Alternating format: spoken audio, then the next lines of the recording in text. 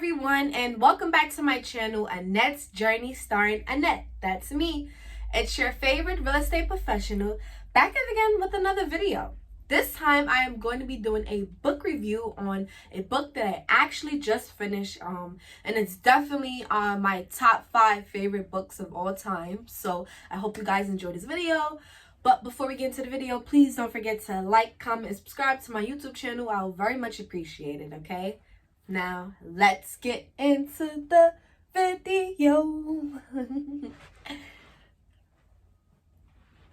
Show this. Whoa. Anyways, you guys, I hope everyone is doing well. I know we're still quarantined. We will definitely stand together and we will get through this, and we will get through this strong. So I hope everyone is staying safe and staying healthy. And what are you wearing today? I know today, while I'm recording this video, I am definitely wearing my BANDI shirts. Shout out to my cousin. He has a clothing line, everything BANDI. I will leave in the description box a link to the Instagram and the website that you can go check out and purchase your outfit. He sells sweaters with no hoodies, sweaters with hoodies, sweatpants, hats, anything you can think of. So make sure you go check that out. Shout out to my cousin, Rashawn. I love you, cousin. Also, oh, let me show you the back. So just to show you the back. Okay. Also, I have pajama pants on because I'm in my house recording today and I have on a pair of Uggs. Tell me what you're wearing in the comments below. I would love to know what you guys are wearing while we are stuck at home. Anyways, now I want to get right into the video. The book that I'm going to be talking about today is, drumroll please, dun, dun, dun. Okay.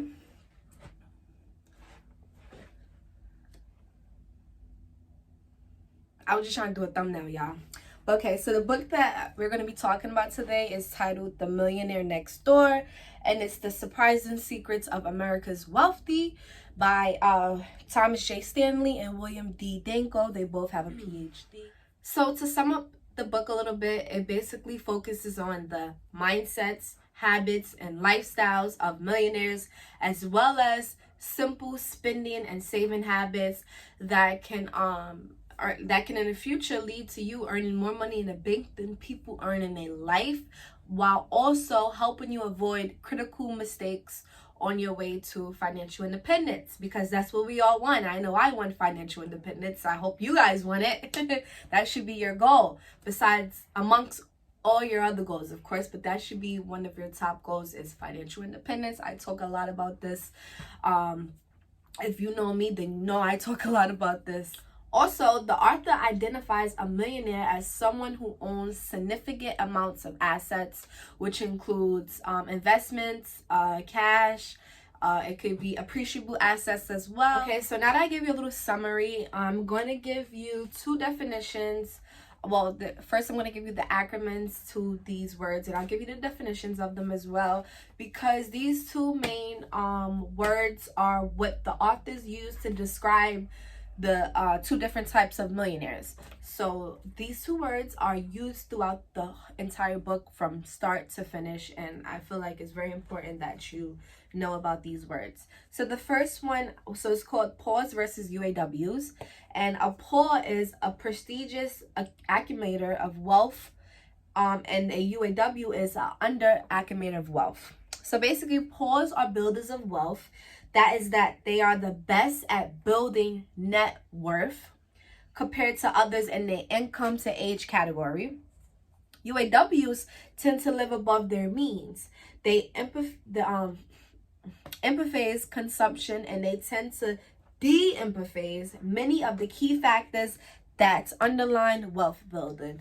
So basically, PAWs are millionaires who are able to accumulate wealth, and not only wealth, but then they also have a net worth.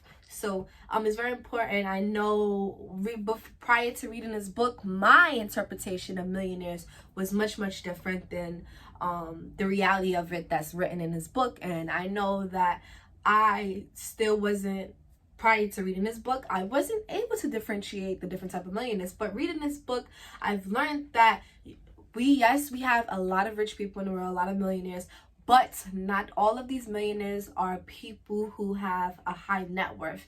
Yes, there are a lot of people who may make a high income. And of course, it's always good to make a high income. But what is a high income when your consumption habits are higher than your income? So basically, UAWs tend to have a high consumption lifestyle versus poors who have a low consumption lifestyle. And consumption lifestyle just means that you tend to, if it's high, then that means you tend to spend more than what you actually earn. And if it's low, that means you actually spend less than what you earn. You live below your means versus living above your means. So those are the difference between a UAW and a poor. I hope I broke it down well for you. And that's it. That's all the terminology that I would like for you guys to know for now. But anyways, let's dive into the book, because I have a few sections, chapters in this book that I want to talk about, that I want to touch on. So I want to make sure that we get through this book. Okay, so I guess the first chapter I'm going to talk about is, well, it's not really a chapter. It's a page in the book that I marked, page 13. I think it was like the first chapter, page 13.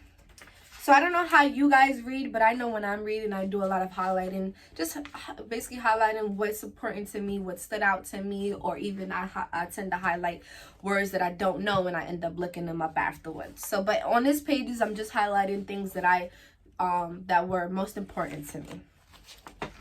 Okay. Oh, 1 sec, you guys. I just dropped my note card. Sorry, I needed that. Okay, so like I was talking a little bit about, let's see, I'm highlighting. I was talking a little bit about high consumption and low consumption lifestyles. I guess I gave you already the definitions for it, so we're not going to really talk too much about that.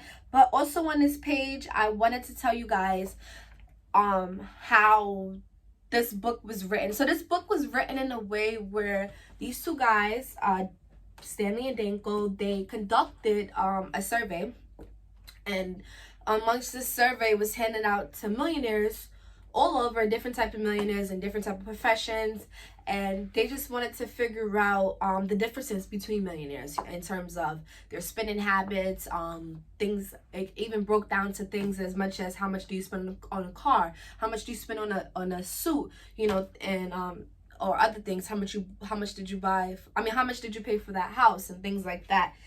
But also amongst the survey, so in the book you do have survey questions in there here, and then you have the answers as well. What I also like about this book, I'm a visual learner. I don't know if you guys are, but I definitely am. So I like the fact that it also has graphs. Like, let me see. I'm trying to show you guys. So it has little graphs. It'll start off with little graphs. I think this graph was investment planning and demographic contrast. That was another graph. See, it's a bunch of graphs. I'm trying to show you guys all the graphs. See, so it's many different types of graphs. Many different types of ones. But also, oh, I'm almost lost my page. Also, besides the graphs, they actually, if you don't know, now you know, there's actually an equation that you can use to calculate your net worth. And the equation, the equation that they gave to determine if you're wealthy or not was that you would have to multiply your age times your realized pre-tax annual household income, so which is your income, from all sources except inheritance. So if you're getting any money, if you're getting any money handed down to you, and that's not something that you're going to include into there because that has nothing to do with you being wealthy. But anyway, so you multiply your age times your realized pre-tax annual household income from all sources except inheritance, and then you divide it by 10. this less any inherited wealth, so this less than any inheritance money that you was going to get have received to you, is what your net worth should be.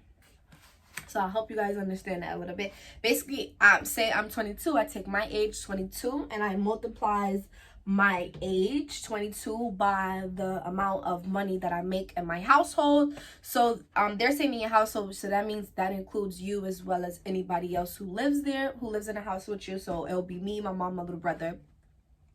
And I multiply my age by the amount that we all make together as a household, and then I divide that by 10, and all of that should be what your net worth should be, like I said, minus inheritance. Okay. Also, I wanted to talk about on page 71, this chapter was titled Time, Energy, and Money. Oh, by the way, side note, I actually really love the when I first picked up this book, my cousin actually recommended this book to me, Cousin Harry. So shout out to you, cousin. Thank you. The Brand Builder on YouTube.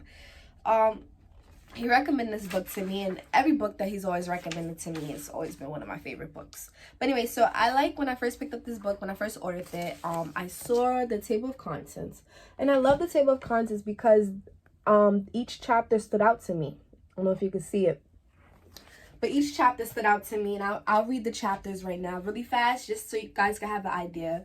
So chapter 1 is Meet the Millionaire Next Door. Chapter 2 is Frugal, Frugal, Frugal. Chapter 3 is Time, Energy, and Money. Chapter 4 is You Aren't What You Drive. Chapter 5 is Economic Outpatient Care. Chapter 6 is Affirmative Action, Family Style. Chapter 7 is Find Your Niche. And Chapter 8 is Jobs, Millionaires versus Heirs. So I don't know if those like titles stand out to you, then I think this would be a book that you would really love. Automatically, once I read the table of contents, I'm like, yeah, this is definitely a book that I want to read. So I read it. Oh yeah, also before I start talking about the next chapter, I also wanted to tell you, I should have said this in the beginning, I'm so sorry you guys. It's so much to talk about in this book because it's just like so much wonderful information that I consume. Like I'm a sponge. I'm consuming, I'm soaking up all of this information. So it's so much to know, it's so much to talk about, and I'm not sure if I'm going to be able to talk about every single thing that I want to talk about, but for the most part I hope you guys do learn something from this video, and I hope this video made you want to buy this book and read it. I recommend this book to everyone, especially to millennials, to young people like in my age category. This is definitely a game changer. It's a life changer. It would definitely make you look at life much different, because it definitely did it for me. Okay, so now I'm going to talk about the 7 factors of affluent people. So basically, affluent people typically follow a lifestyle concisive to accumulating money. In the course of our investigations, they discovered 7 common denominators among those who successfully build wealth. So number 1 is they live well below their means. Number 2 is they allocate their time, energy, and money efficiently in ways conducive to building wealth. Number 3, they believe that financial independence is more important than displaying high social status, which I definitely agree. And it's a lot. I'm sorry, you millennials make us look bad. It's a lot of millennials out there who they believe in this high social status perception of this lifestyle that they want to perceive, when in reality, people who are financially independent, who are wealthy, are people who are more important about their financial independence than whether or not they look good or they got the nice car, the nice house, or whatever the case is. Next, number 4 is their parents did not provide economic outpatient care. 5 is their adult children are economically self-sufficient. 6 is they are proficient in targeting market opportunities. And last is 7, they chose the right occupation. Okay, so that gives you a little idea about how they conducted the survey. Those were the 7 common denominators that they based each millionaire on. And now let me talk about page 71. 71. Okay. Okay, 71, which is this probably might have been my favorite chapter. Time, energy, and money. Okay, so a little bit about this chapter was well, look, I'll read this quote really fast and I'll talk about it. So we're gonna talk a little bit about pause. Pause accolade nearly twice the number of hours per month to planning their financial investments as UAWs do. Now I really like that quote because I felt that I know per se, growing up in my household, personal, we did some planning and investing and planning and budgeting, but there weren't as much as it should have been. And this chapter is going to be talking about a lot of about how it's important to do financial planning and budgeting. At first I did not know how important that was. I knew it was always important to budget. Like growing up, my mom always taught me how to budget my money and, to shop right and shop, to look at certain prices and things like that. But in terms of actually financial planning, I haven't, I'm more getting into the grip now as I get older because, clearly I pay a lot of bills of my own, and I'm a realtor, so I have to invest in myself, and I spend a lot of money towards my career. So it's very, very important to financial plan. I feel like a lot of households who don't do financial planning and budgeting, it tells a lot about their consumption, their high consumption lifestyles and their spending habits. People who do financial planning and budget ahead of time, meaning that they're already planning their month, their week, their week number 1, week number 2, or a month, or 3 months, 6 months, 4 months, a quarter, a year, like, you know what I mean? They're already planning that ahead. Those are people who are very successful because they know exactly how to spend their money, what they're spending their money on, and how much is being spent out of that household. So I think that's very, very important. We tend to forget that we're spending so much money and we're not really realizing, like, I know I had times where I'm like spending so much money, it's like I can get paid Friday and I'm spending money on I'm spending so much money on this and this and that and the third. By the time, I don't know, like, I'm looking to check in my balance, I'm like confused on where all this money went. So I think it's very important when you financial plan, because then you're fully aware. Like I said, I'm a visual learner, so you're fully aware and you can see visually what your money is being spent on. Okay.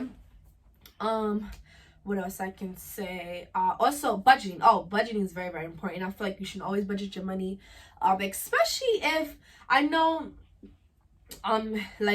especially how can I say this? Especially if you're like someone who doesn't make much, their income is not very high at the moment. You should definitely be financial planning and budgeting your money, because when you regardless of how much you make or how little you make or how high you make, a lot of people tend to spend over the amount of income that they actually generate. I know before I used to, this is years ago, now I'm much, much better than this. I'm much, much better than I was before last year, the year before that, and the year before that. But years ago, when it came to spending habits, I had pretty bad spending habits. I would tend to spend way more than I actually earned, and I figured out, I had to sit myself down one day and had to digest everything and understand that, Annette, you have to slow down. This is not a healthy lifestyle for you.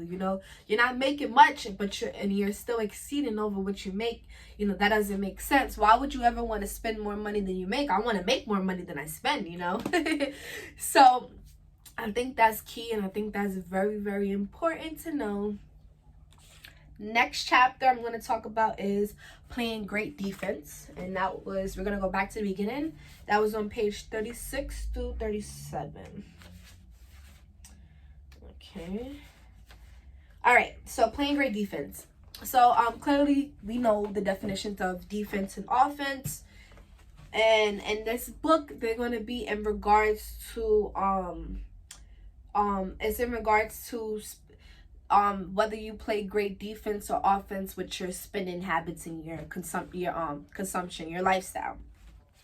So I'm going to start off, like I said, they conducted this with a survey. So in here throughout the book, you'll get, once in a while, you'll get some survey questions and then you'll get the answers to it. So I'm going to, as you can see, some more highlighting. Your girl loves highlighting. So so the question was playing great defense. The question was, were your parents very frugal? I know mine definitely wasn't. So number one is 3 questions. Were your parents very frugal? Number 2, are you frugal? And number 3, is your spouse more frugal than you are? Okay. What else I also highlighted? Oh, I also highlighted this. I'll give you this neat quote and then I'll talk a little bit about it. So nearly 25% of millionaire households are composed of married couples, and 70% of these households, the male contributes at least 80% of the income. Most of these men play great offense in a game called income generation. Great offense in economic terms means that a household generates an income significantly higher than the norm, which in America is an annual realized income of approximately $33,000. So we all know that. Most of those households also play great defense. That is, they are frugal when it comes to spending for consumers, goods, and services. So when you're playing great defense, that means you're being very frugal when it comes to spending money on consumer goods and services. But when you're playing great offense, that means you're knowing how to accumulate wealth. Yeah, so I'm going to give you guys another quote for this chapter. Then I'm going to move on to the last chapter. So, oh no, actually, I'm sorry, you guys. This is actually the last chapter that I'm going to talk about. So, another quote in here is, most high income earners are in the same situation, but not most millionaires. Millionaires play both quality offense and quality defense. And quite often, though, their great defense helps them outscore / out-acclimate those who have out-earned / have superior offenses. The foundation stone of wealth accumulation is defense, and this defense should be anchored by budgeting and planning. So we're going back to budgeting and planning. Very, very, very, very, very important.